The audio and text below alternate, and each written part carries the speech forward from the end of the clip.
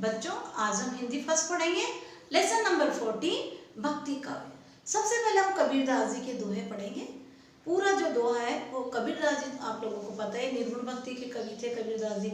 और इस दोहे के द्वारा उन्होंने क्या करा, क्या बताया, इस दोहे के द्वारा उन्होंने बताया कि ईश्वर को प्राप्त करने के लोग जो है तरह तरह के आडंबर करते हैं, तो उन आडंबरों का उन्होंने इस दोहे के अंदर विरोध करा है। बच्चों दोहा में पढ़ रही हूँ। मोको कहाँ ढूंढे बंदे, मैं तो तेरे पास में। सबसे पहले आप मोको मीन्स होता है, मोको मतलब होता है मुझे, इसमें मुझे लिख लो। और देवल का मतलब है मंदिर, और काबा जो है मुसलमानों का जो है पवित्र तीर्थ स्थान है। तो देवल मीन्स मंदिर, मोको मीन्स मुझे, और काबा मुसलमानों का तीर्थ स्थान। ना में देवल ना में मस्जिद, ना काबे के लाश में, ना तो कोने क्रिया कर्म में, ना ही जोग विराग में। खोजी हुए तुरंत मिल जाऊं, एक पल की तलाश में। कहत कबीर सुनो भाई साधो, मैं तो हूँ विश्वास में। इस दोहे में कबीरदास जी कहते हैं कि ईश्वर के बंदों से कबीरदास जी कहते हैं कि तुम मुझे कहाँ ढूंढ रहे हो। क्या बोला, मोको कहाँ ढूंढे बंदे, मैं तो तेरे पास में।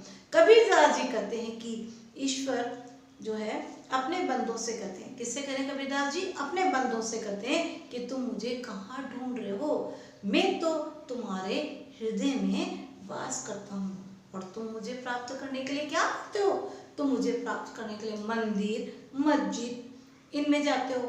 तो मंदिर मस्जिद काबा कैलाश आदि तीर्थ स्थानों पर जाकर तुम मुझे ढूंढते हो। क्या बोला उन्होंने कि तुम मुझे प्राप्त करने के लिए मंदिर मस्जिद और काबा कैलाश आदि तीर्थ स्थानों पर जाकर तुम मुझे ढूंढते हो। फिर इसने क्या कहा, ना तो कोनो क्रिया कर्म में, ना ही जोग वैराग में। अब यहाँ पर कबीरदास जी कहते हैं क्रिया कर्म जप तप योग वैराग्य द्वारा मुझे प्राप्त करना चाहते हैं। लोग क्या करते हैं कि क्रिया कर्म जप तप योग वैराग्य द्वारा ईश्वर को प्राप्त करना चाहते हैं। अब यहाँ पर कबीरदास जी कहते हैं यदि तुम मुझे वास्तव में प्राप्त करना चाहते हो तो तुम ये भी जानते होंगे कि मैं किस प्रकार से तुम्हें मिलूंगा। क्या बोला कि तुम जप तप योग वैराग द्वारा मुझे प्राप्त करना चाहते हो, लेकिन मैं ऐसे तो मिलूंगा नहीं, और तुम ये भी जानते हो कि मैं तुम्हें कैसे प्राप्त होऊंगा। तो यहाँ पर कबीरदास जी कहते हैं कि हे साधुओं सुनो, ईश्वर पर आस्था और दृढ़ विश्वास रखने पर, अगर तुम्हारे अंदर ईश्वर के प्रति दृढ़ विश्वास है आस्था है, तो तुम्हें ईश्वर को ढूंढने की कहीं भी जरूरत नहीं है।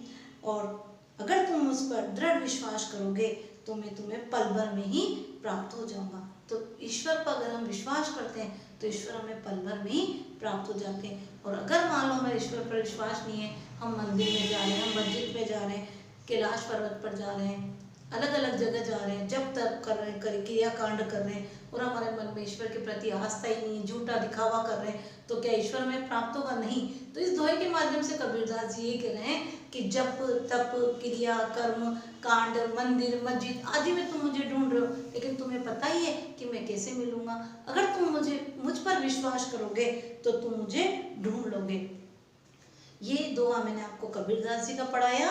नेक्स्ट क्लास में हम सूरदास जी के और मीरा के दोहे पढ़ेंगे।